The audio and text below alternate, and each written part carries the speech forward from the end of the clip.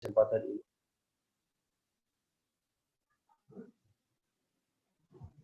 Tapi sebelum materi disampaikan oleh Ustaz Imron Rosyadi, saya persilahkan kepada Ketua BKPRMI Provinsi Maluku, Bang Ilham Sipahutar, sebagai opening speak, yang pada kesempatan ini waktu dan tempat dipersilakan untuk menyampaikan atau bisa memberikan sambutan yang berkaitan dengan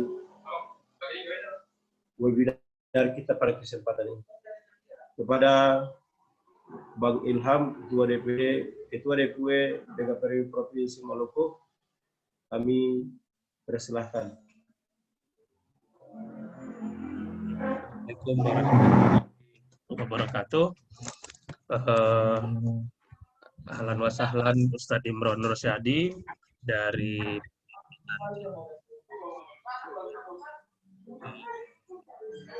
kondisi hari ini kami di Maluku juga, Ketua Yayasan Al-Fatah, Ustadz Rusdi Sangaji meninggal dunia di malam. Hari beberapa pengurus juga di sana, dan sementara di Al-Fatah sehari ini juga lagi teman-teman melakukan kerja bakti pembersihan Masjid Raya Al-Fatah sementara berjalan juga di Masjid Raya hari ini. Dengan kondisi yang ini tetap kami ingin kemudian ini direkod menjadi majelis ilmu yang akan kita jalankan bersama. Dan saat ini juga berjalan di Al-Fatah itu secara online seluruh Indonesia katanya penyerahan hewan kurban Bapak Presiden Republik Indonesia Pak Jokowi secara virtual sementara berjalan juga di halaman parkir Al-Fatah. Tapi tanpa mengurangi niat kita untuk ini menjadi majelis ilmu yang berguna bagi kita semua sebagai KPRMI, bagian dari ikhtiar kita, ijtihad kita kemudian di tengah perspektif di tengah hari ini pandemi, kita ingin menyampaikan ini kepada masyarakat luas tentang bagaimana pengolahan hewan kurban dalam perspektif syar'i dan kesehatan di tengah pandemi. Nah, ini yang mungkin ingin kita sampaikan kepada publik, dan bagian ikhtiar dan ijtihad BKPRMI sebagai ormas Islam hari ini ingin menyampaikan kepada umat hari ini, paling tidak majelis ilmu berguna bagi pengurus, bagi teman-teman, bagi imam, takmir, dan ini dan stakeholder para penyelenggara pada intinya. Mudah-mudahan Ustadz Imron Rosyadi bisa membimbing kita beberapa waktu ke depan terkait tema dan topik ini. Syukur dan kami terima kasih yang luar biasa di tengah kesibukan beliau, dan besok sholat Id. Kalau di Ambon besok sholat Id, beliau masih menyempatkan diri untuk kemudian sharing di tengah-tengah kita. Dalam waktu beberapa ke depan, ini akan dipimpin oleh Ustadz Suhaib Fatimura sebagai host.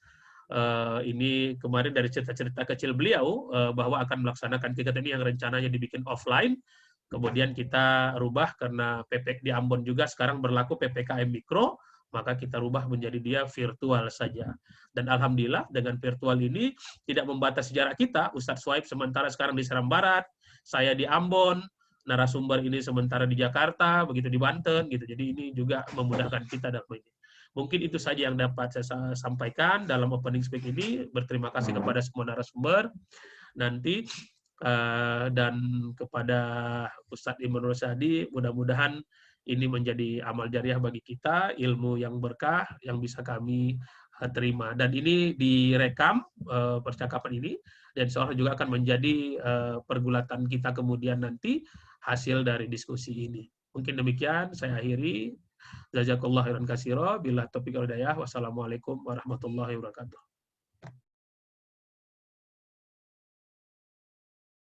Waalaikumsalam warahmatullahi wabarakatuh. Terima kasih Bang Ilham, Ketua DPW BKPRMI Provinsi Maluku, atas sambutan singkatnya. Bapak Ibu peserta webinar yang insyaallah dirahmati Allah Subhanahu wa taala. Mungkin sambil menunggu peserta yang lainnya yang nantinya kemudian akan bergabung dengan acara webinar kita pada kesempatan ini, kami mengundang, mempersilahkan dengan hormat Ustadz Imran Rosyadi untuk menyampaikan materi yang berkaitan dengan topik webinar kita pada kesempatan ini. Pada Ustadz Imran dipersilahkan. Assalamualaikum warahmatullahi taala wabarakatuh. Assalamualaikum. Alhamdulillahilladzi khalaqa fasawwa walladzi qaddara fahada walladzi akhrajal mar'a faja'alahu ghutsaan ahwa. Ahmaduhu subhanahu wa ta'ala hamdan katsiran tayyiban mubarakan fih kama yuhibbu rabbuna wa yarda. Wa usalli wa usallim ala nabiyyina al-mustafa wa habibina al-mujtaba khairil anami wal wara wa khairi man wudi'a thara Muhammadin sallallahu alaihi wasallam.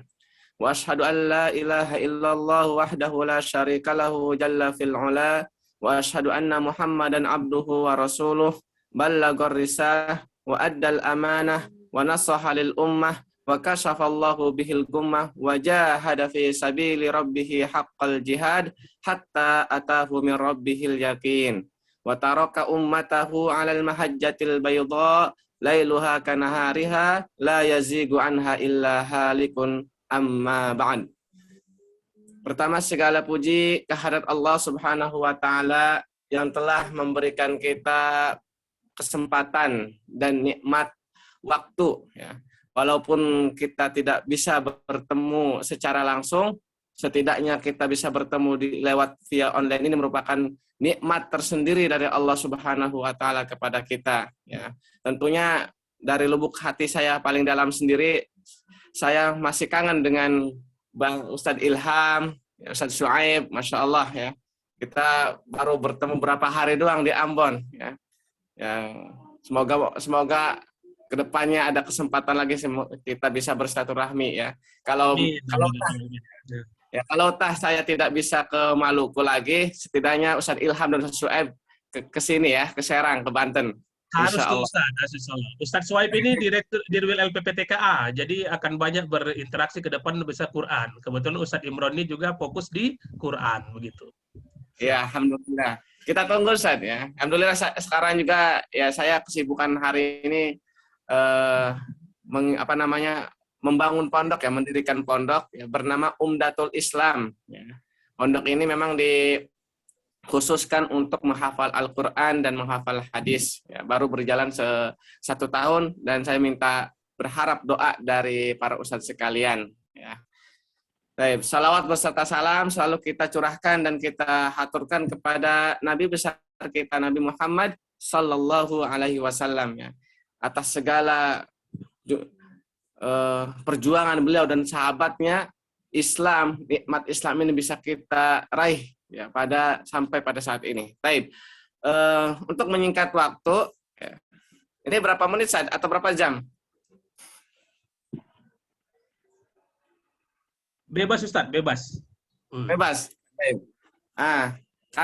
Karena materi kita terkait Idul Adha ya, terkait kurban ya.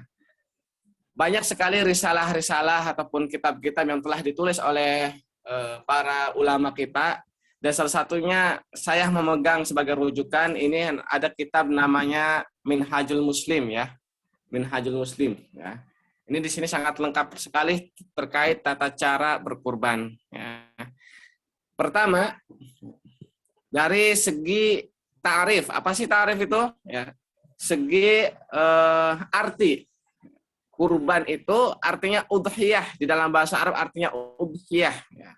Nah, udhiyah ini adalah asyah tudbahu duhan yaumal id taqarruban ilallah ta'ala. Ya.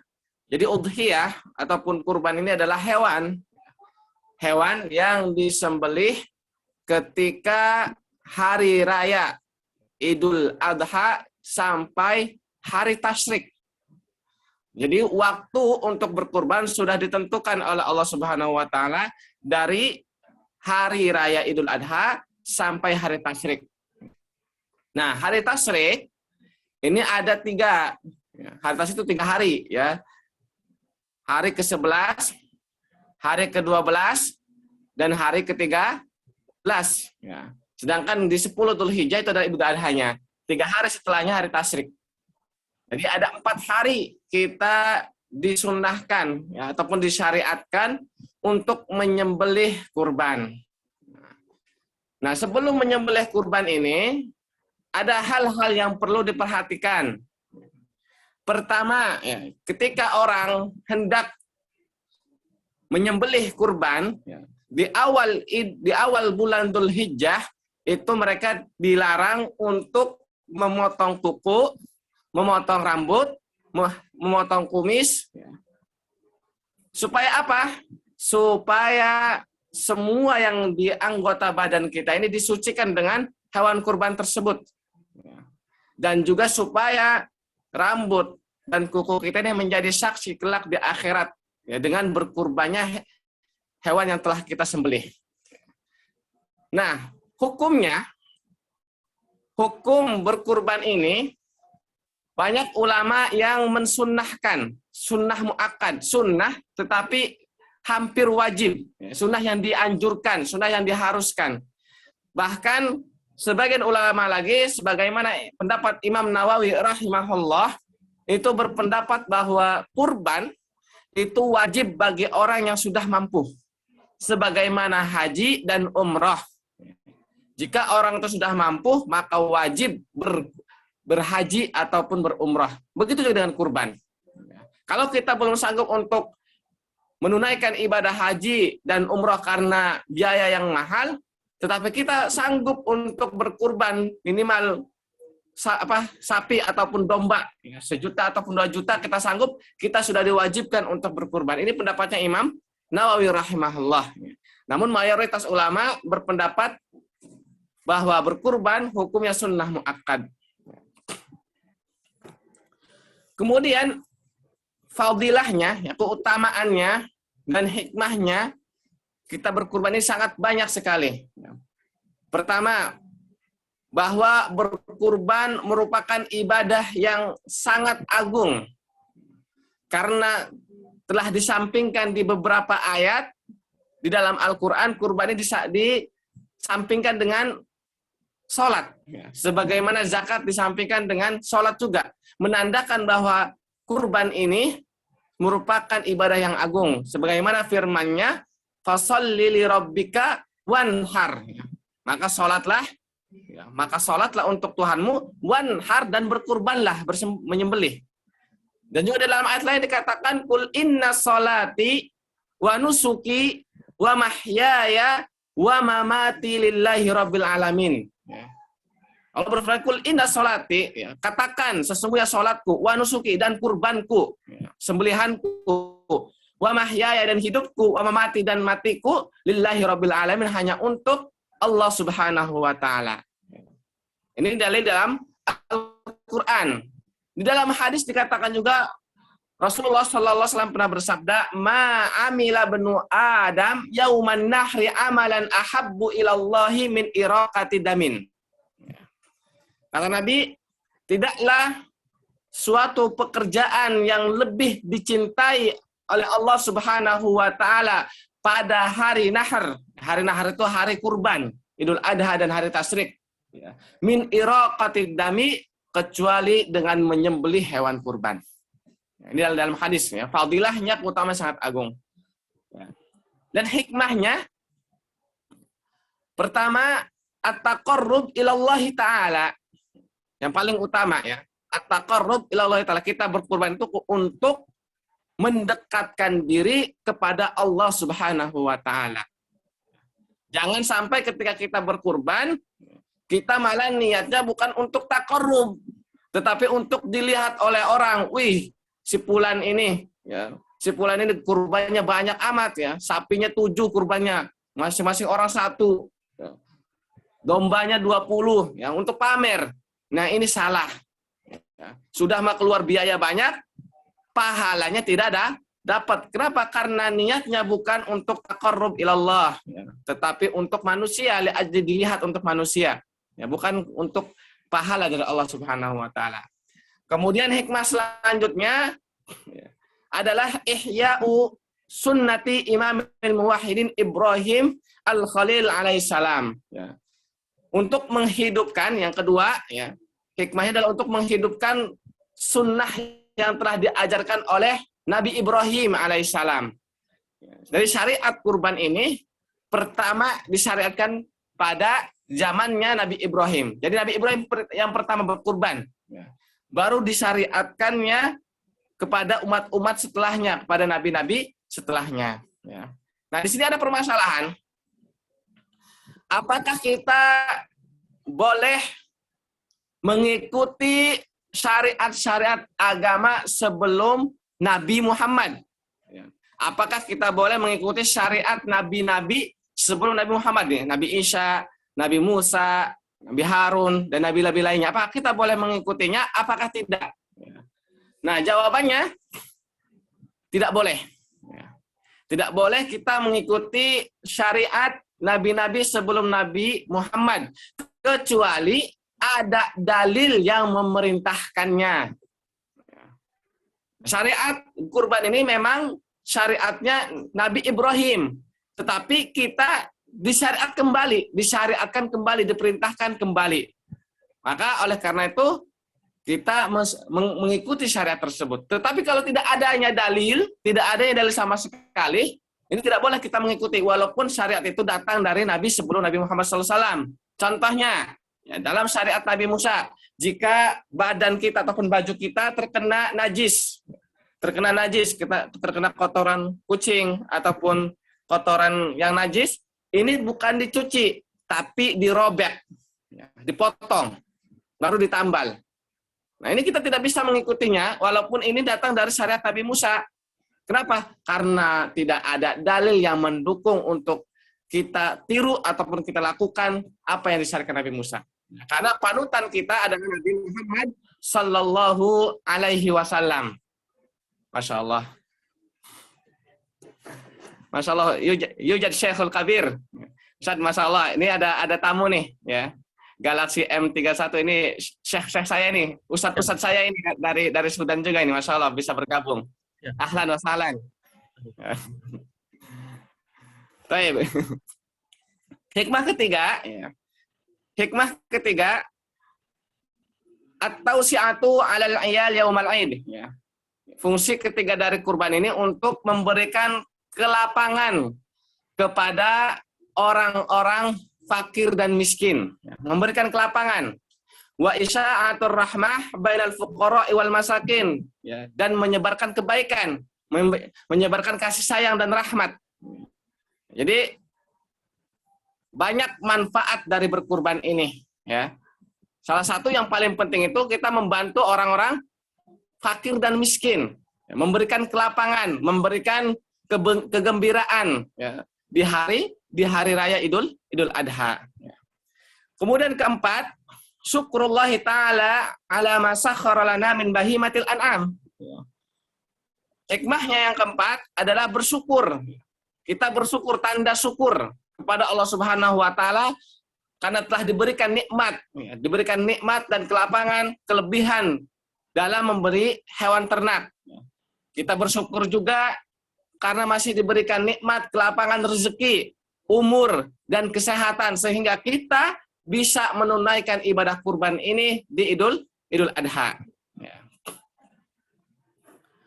Nah, hewan-hewan yang boleh dikurbankan, ya, pertama adalah kambing atau domba. Ya. Kemudian bakor, sapi, ya, atau kerbau. Ketiga, al-ibil, onta. Ya. Tapi kalau di Indonesia belum nggak ada onta saat ya. Kita kurban yang ada aja, ya, kambing, sapi atau kerbau.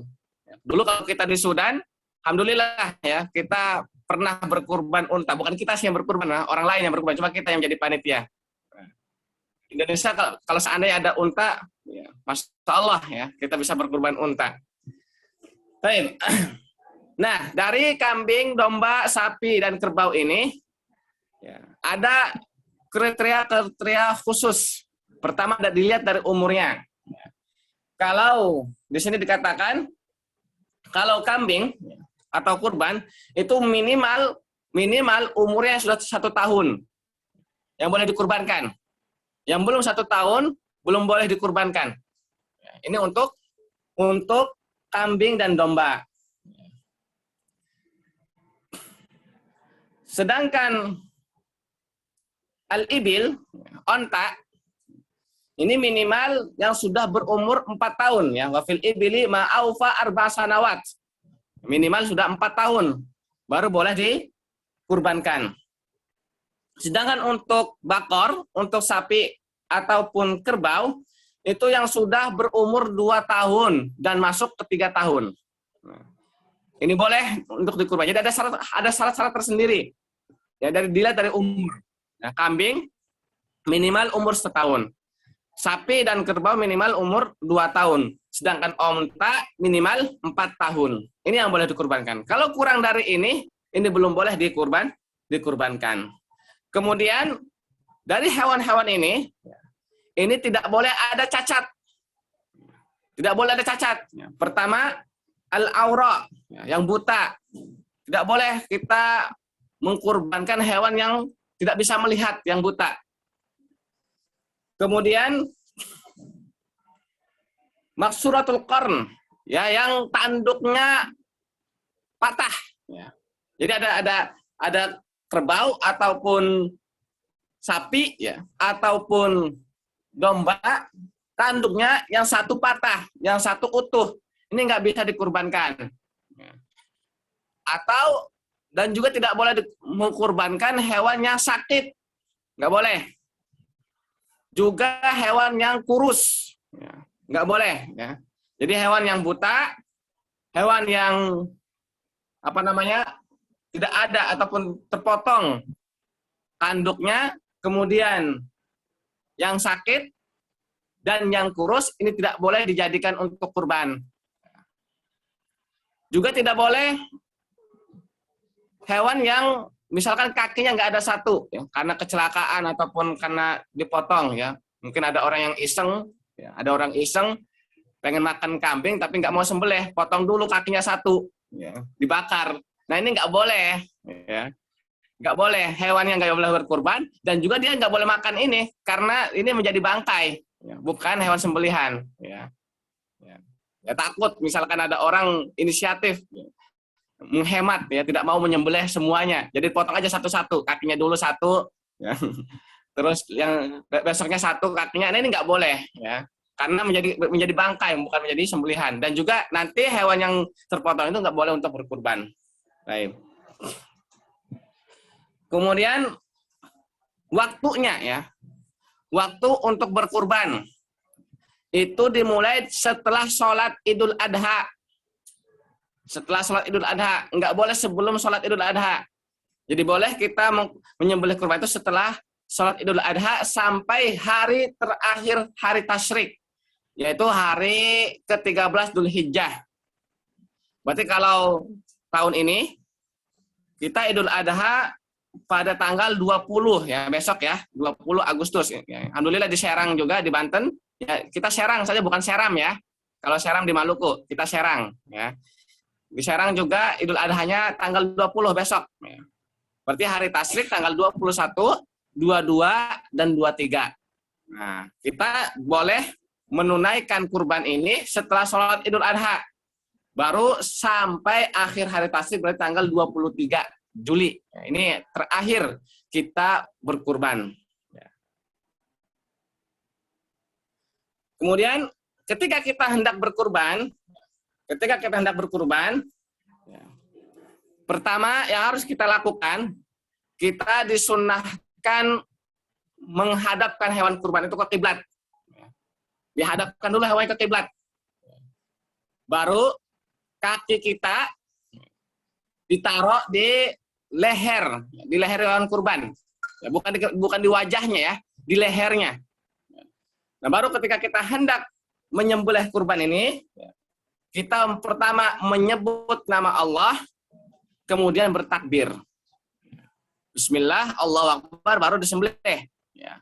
Bahkan di dalam salah satu hadis, di salah satu riwayat dikatakan, Nabi pernah berkata, Allahumma hadza minka walaka. Ya Allah, sesungguhnya hewan kurban ini darimu dan untukmu. Baru mengatakan bismillahi Allahu akbar. Jadi kita mengatakan Allahumma hadza minka walaka bismillahi Allahu akbar. Kalau mau lengkap lagi ditambahin di akhirnya ya. Allahumma atau hadza min fulan ya. Kalau kita kan pengen menyebut nama ya, mengkhususkan ini dari si fulan ya. Jadi lengkapnya ya, kita menghadapkan hewan kurban tersebut ke kiblat. Kemudian kita mengatakan Allahumma hadza minka walaka ya. Bismillahi Allahu akbar. Hadza minni, kalau dari saya ya. Kalau dari saya hadza minni, berarti ini sebelahan saya. Kalau misalkan dari Ustadz Ilham ya, berarti hadza min Ustadz Ilham. Atau dari Ustadz Syuaib, hadza min Ustadz Syuaib. Ini kalau ini yang menyembelih orang lain. Ya. Kalau menyembelih orang lain, sebutkan nama orang tersebut. Ya. Ya. Atau juga ketika kita menghadapkan kiblat, ya, di dalam riwayat dikatakan ya, ketika kita menghadapkan kiblat hewan tersebut kita mengatakan inni wajjahtu wajhiya lilladzi fataras samawati wal ard hanifan muslima wa ma ana minal musyrikin. Inna sholati wa nusuki wa mahyaya wa mamati lillahi rabbil alamin la syarika lahu wa bidzalika umirtu wa ana awwalul muslimin. Baru menyebutkan lafaz tadi ya. Allahumma inna hadza minka walaka bismillahi Allahu akbar hadza min Ustadz Syuaib misalkan ya. Ini kalau mau panjang. Tapi kalau mau simple cukup bismillahi Allahu akbar hadza min fulan. Ya, ini tata cara dalam penyembelihan hewan kurban ya.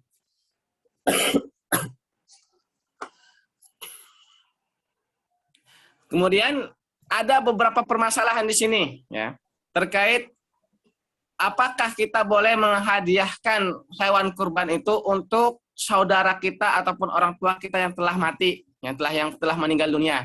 Nah, di sini ada perbedaan pendapat antar ulama ya. Ada yang mengatakan tidak boleh kecuali kalau dia telah berwasiat. Jadi sebelum mati dia berwasiat untuk disembelihkan kurban. Nah, ada yang mengatakan boleh, tidak harus wasiat, boleh ya kita berkurban untuk saudara kita ataupun orang tua yang sudah meninggal. Nah, kalau saya boleh merojihkan, kalau saya boleh memilih, ya, pendapat mana yang saya pilih, itu saya memilih pendapat yang kedua. Ya. Boleh kita menyembelih hewan kurban diniatkan untuk orang tua kita ataupun saudara kita yang telah meninggal. Jadi pahalanya kita haturkan untuk mereka yang telah meninggal. Ya. Baik.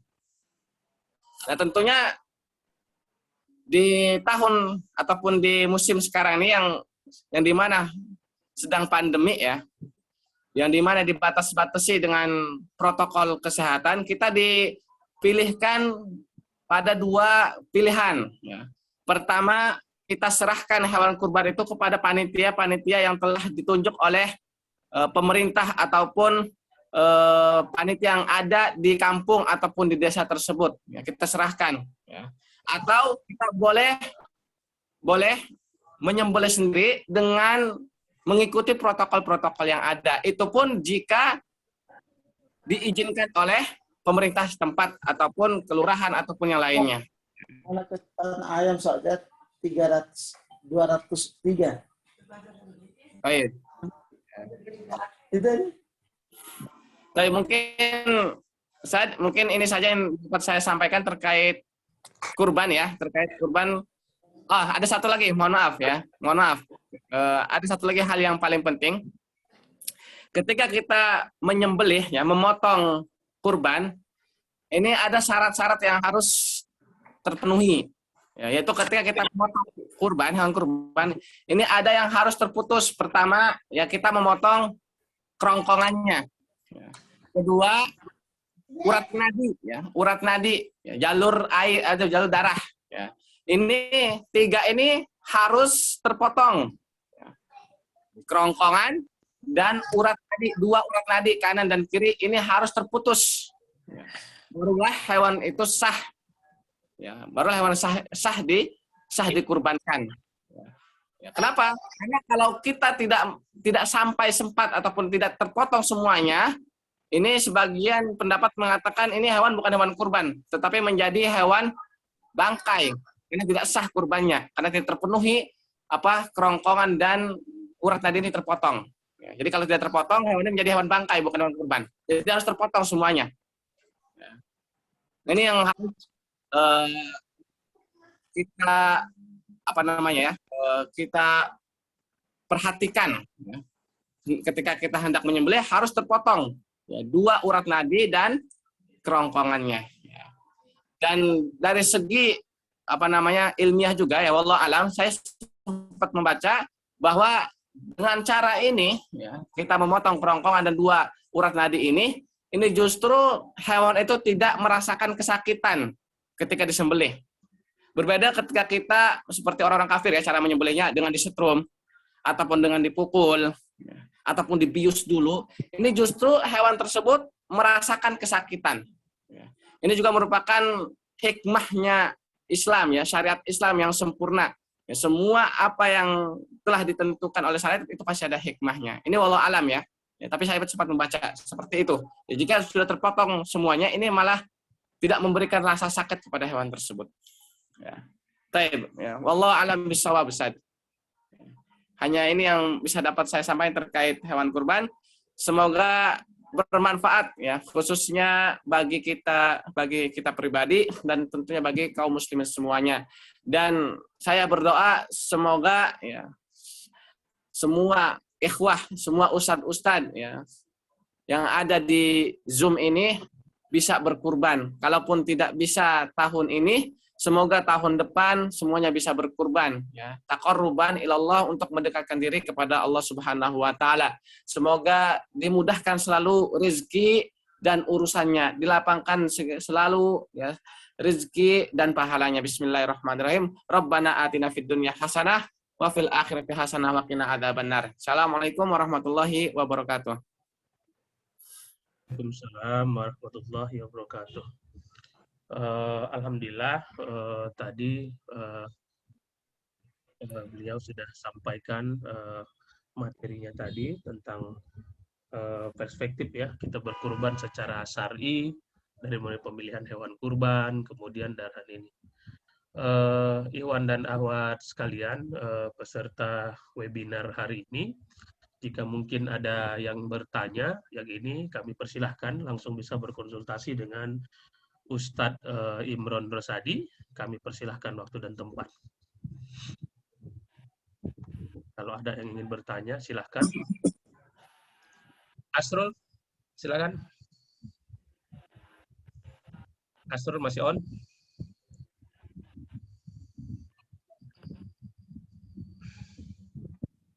Ibu Kaplale, Ustadz Abi Naufal, Ustadz Suhaib, silakan jika ingin ini. Ada ingin konsultasi apa, silakan, kami persilakan.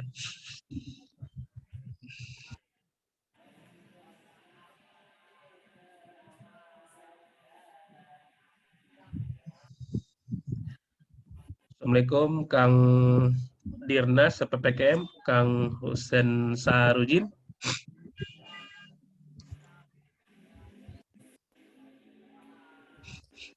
Waalaikumsalam warahmatullahi wabarakatuh.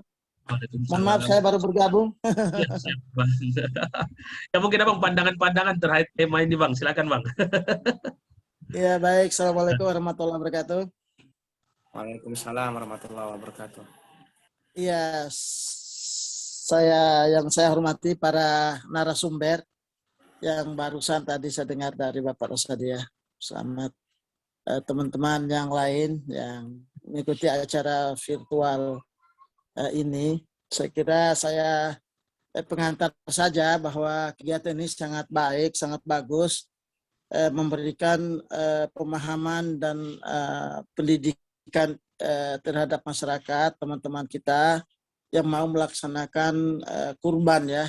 Jadi kurban itu secara syariat, jadi harus kita melaksanakan kurban itu harus dipotong sebagai persyaratan syariat Islam. Tadi Ustaz sudah sampaikan tadi yang barusan bahwa kalau kita melihat dari sisi kesehatan ya, karena ada syarat-syarat Islamiknya.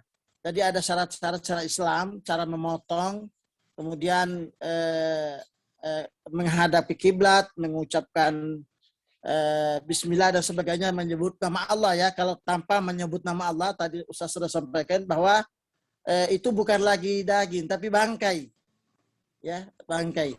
Jadi berarti kalau kita tidak menyebut, tidak seperti mereka.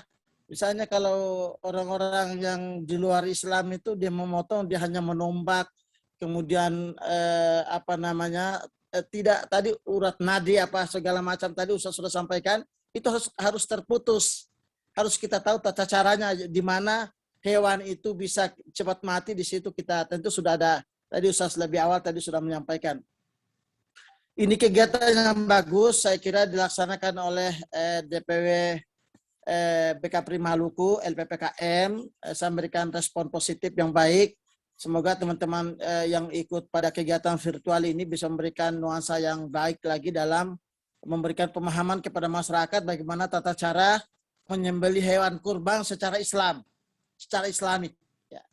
Jadi kalau kita memberikan pemahaman kepada, saya kira orang tua kita yang terdahulu sudah sangat lebih memahami lagi bagaimana tata cara penyembelihan hewan kurban dalam pandemi COVID-19 ini.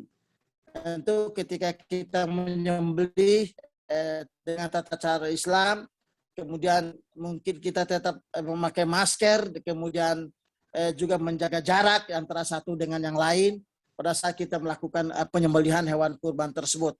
Saya kira untuk sementara Ustaz saya ucapkan terima kasih.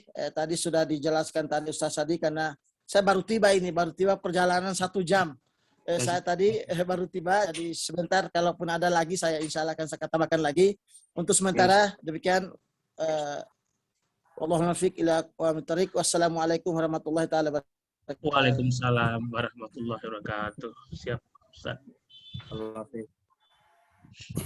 Ya, saya mungkin karena tidak ada ini, mungkin Ustaz ingin bertanya terkait apakah sekarang ini kan lagi musim ya, kalau sapi dibagi 7, dibagi ini. Saya pernah satu dengar malah ya kalau ingin berkurban tidak juga harus sapi bisa dibagi 7, bisa aja bagi 20, 30, karena kan balik kepada niatnya itu, atau bagaimana Ustaz secara syar'inya gitu. Apa memang betul sapi harus dibagi 7, kalau onta bagaimana gitu kan, itu kan yang bisa berkurban dengan banyak orang begitu dengan modelnya. Mungkin itu Ustaz. Baik. Masya Allah ya, pertanyaan yang memang harus dibahas masalah seperti ini Ustaz ya. Apakah sapi itu harus 7 orang, apakah boleh lebih ya? Itu ya Ustaz ya. Nah, kalau kita melihat hadis ya, ini saya mohon izin ya kepada Pak Dirnas ya, Ustadz Husain Carut ya. Mohon izin. Ya. Kalau kita melihat dalil ataupun hadis, ya, Nabi sudah menentukan bahwa untuk sapi itu 7 orang. Ya. Baik 7 orang itu untuk keluarganya ataupun dengan orang-orang lain digabung. Ya. Ini untuk sapi. Nah, tapi Nabi sendiri pernah menyembelih hewan kurban yang berupa kambing itu untuk beliau dan keluarganya beliau. Sedangkan kita tahu ya, beliau itu istri aja banyak itu, mungkin lebih dari 7. Nah ini 1 ekor kambing. Berarti dari sini kita bisa ambil kesimpulan ya, kalau untuk kambing ya, ataupun untuk sapi, kalau selama itu masih ranah keluarga, kita bisa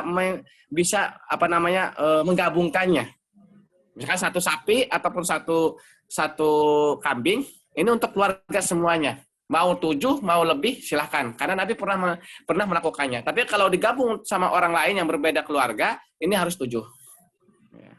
Dan ini pendapatnya Imam Nawawi rahimahullah dalam kitabnya Syarah Muslim. Syarah Sahih Muslim. Beliau berkata seperti itu. Allah alam. Semoga jelas. Kalau atas nama organisasi bagaimana lagi bentuknya Ustaz? Kan itu berarti tidak nama orang begitu. Kalau secara nama organisasi ya, wallahu alam saya. Kalau saya melihat pribadi, kayaknya tidak bisa, Ustaz. Karena tidak ada hubungan darah. Ya. Tapi kalau misalkan secara organisasi, paling ada yang kena ketuanya, ya. Ketua umumnya. Ya Allah alam Ustaz ya. Ini pendapat saya pribadi Ustaz ya. Tapi kalau misalkan biasanya kan kalau organisasi itu kan dana yang dari organisasi itu datang dari infak ataupun sedekah dari pribadi ataupun dari luar. Nah, kita catat orang-orang tersebut, tapi disalurkan atas nama organisasi. Cuma kita punya datanya dan disampaikan ini dari si fulan, dari si fulan, dari si fulan, dari si fulan. Ya, Tapi yang menyalurkan ya, konteksnya gini. Jadi kan biasa kalau yang di keluarga betul bagi 7, jadi kalau umpamanya 7 juta, satu orang 1 juta. Sekarang orang bisa umpamanya organisasi cari uang di mana-mana, dapatlah 1 ekor kurban begitu. Nah, itu kan berarti kan yang penyumbangnya banyak itu Ustaz begitu. Tidak bisa lebih dari 7 gitu. Akadnya kemudian syariah bagaimana untuk kemudian apakah boleh berkorban atas nama organisasi, apakah bernama pribadi, berarti itu pasti melebihi begitu. Ini mungkin bagaimana dalam konteks syar'inya begitu. Bisa saya berpendapat? Boleh. Makasih.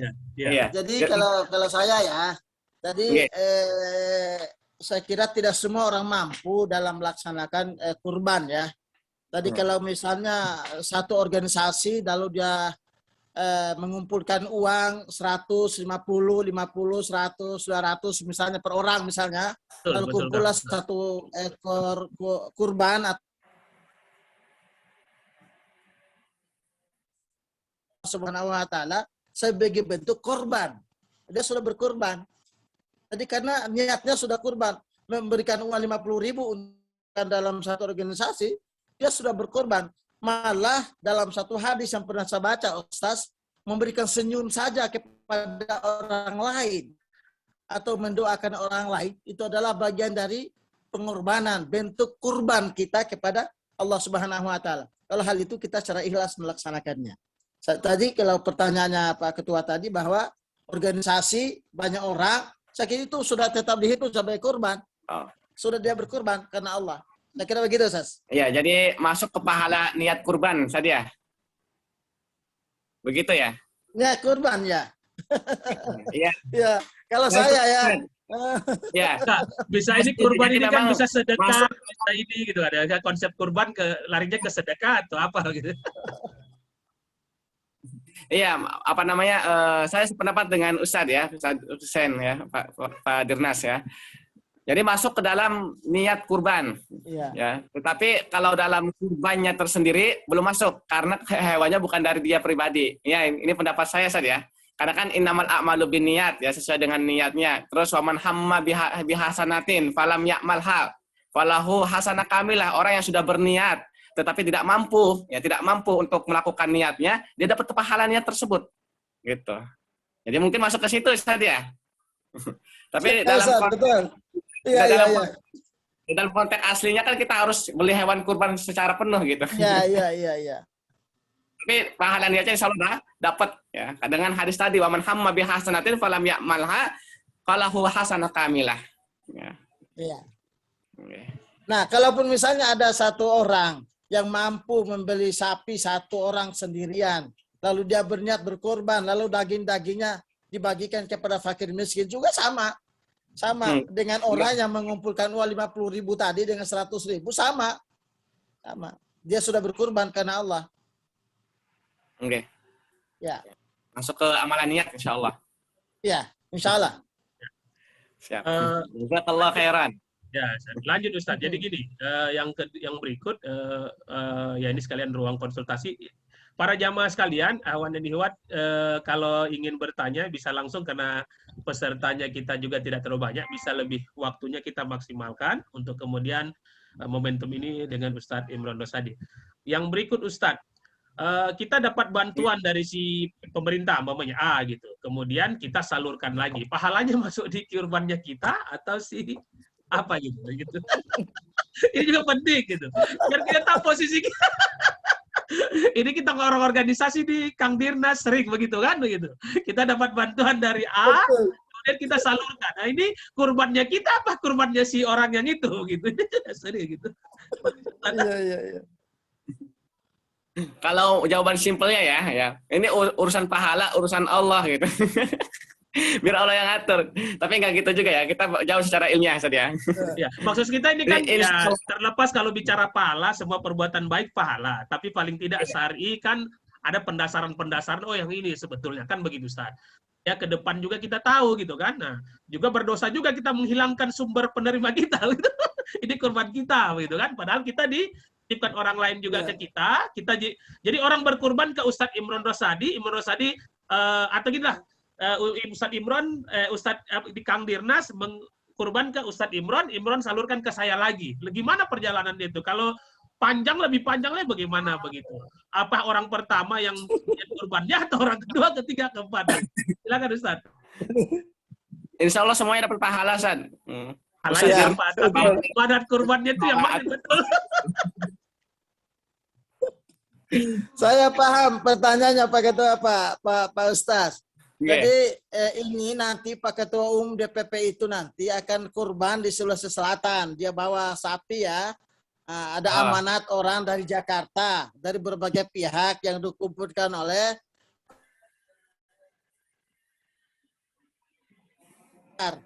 Jadi tentu kita sebagai panitia pelaksana yang mengerjakan kurban itu lalu kita bagikan kepada fakir miskin. Bagi saya, pendapat saya tetap kita mendapatkan pahala dari kurban itu.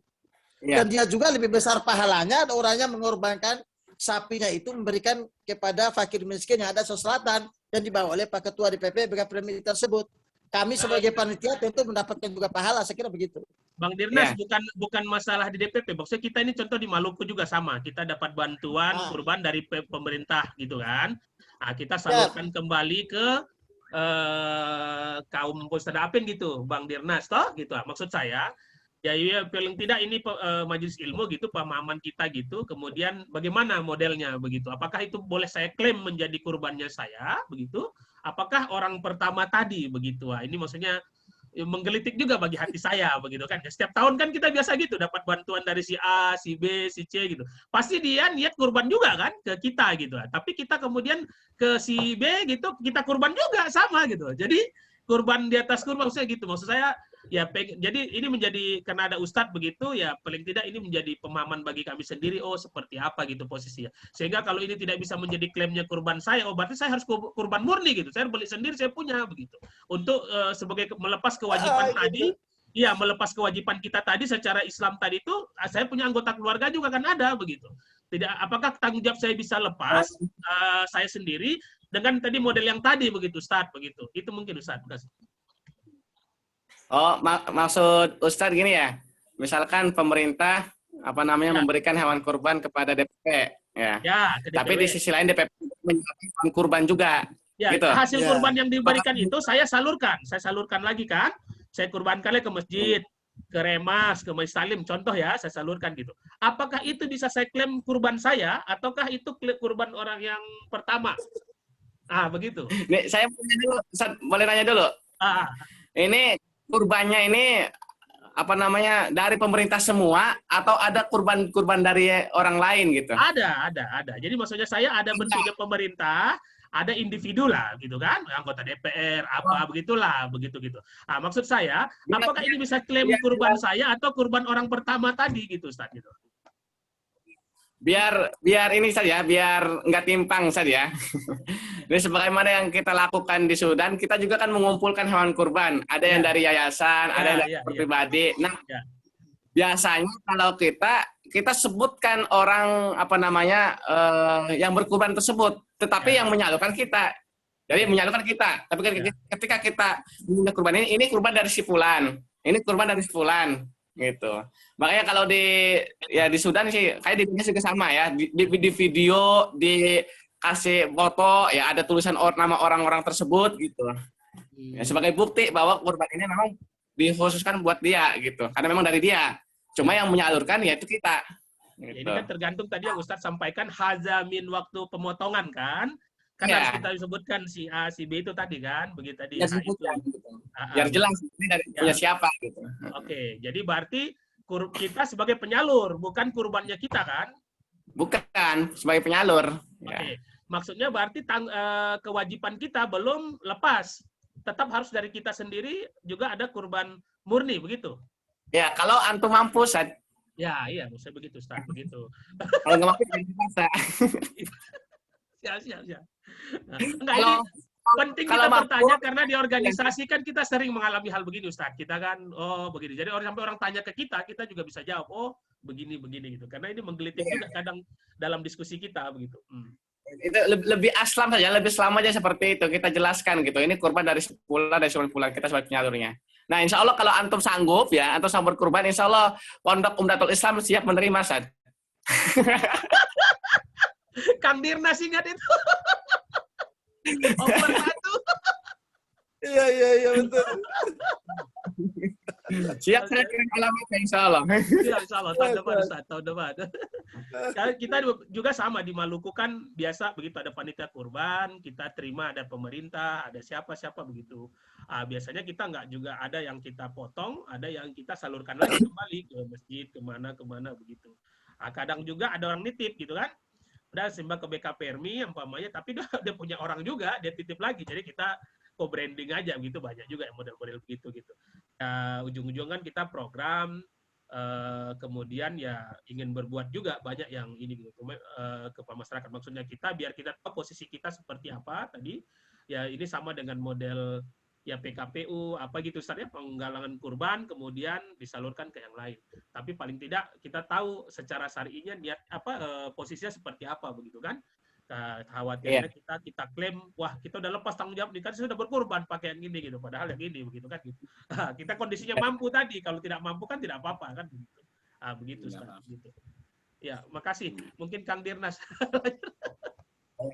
Ya, tadi kan saya sudah bilang bahwa kalau kita tidak mampu untuk melakukan kurban secara langsung, dalam satu hadis yang saya baca bahwa memberikan senyum atau berbuat baik kepada orang lain itu adalah merupakan bentuk korban atau pengorbanan kita.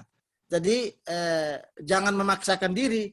Kalau memang kita tidak sanggup dan tidak mampu berkurban, maka tadi ada jalan.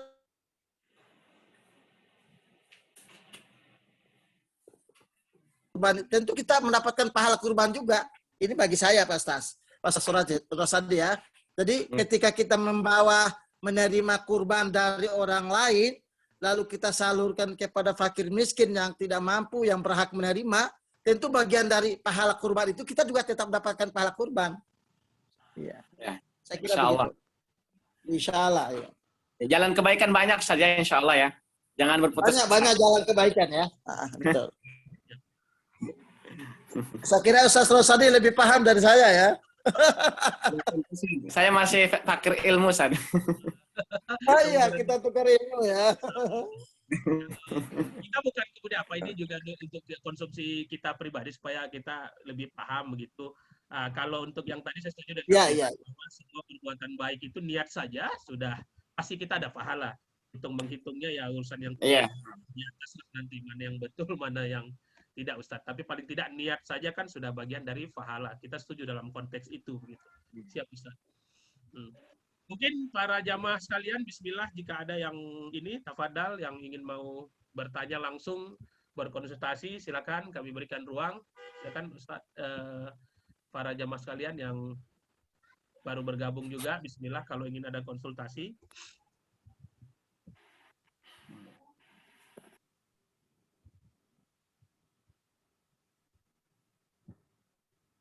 Ya, alhamdulillah saya pikir karena tidak ada lagi, kita sekarang udah di setengah empat di sini lanjut sholat asar Ustaz.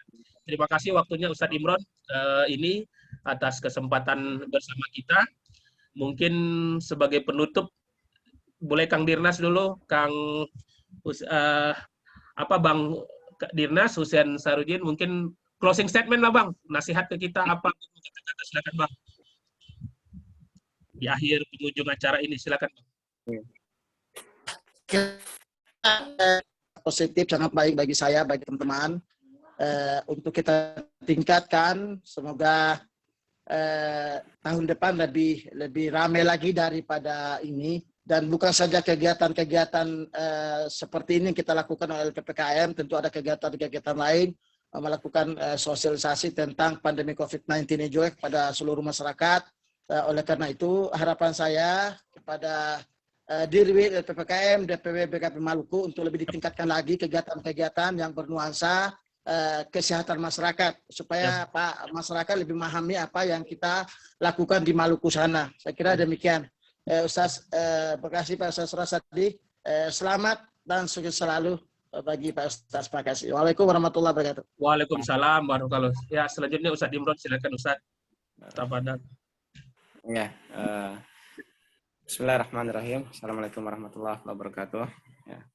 Tentunya Idul Adha dan bulan Dzulhijjah adalah momen yang sangat agung bagi kita umat Islam, ya, karena Dzulhijjah merupakan salah satu bulan yang haram, ya, bulan haram yang di mana di dalam bulan haram itu bulan yang dilipat gandakan segala pahalanya.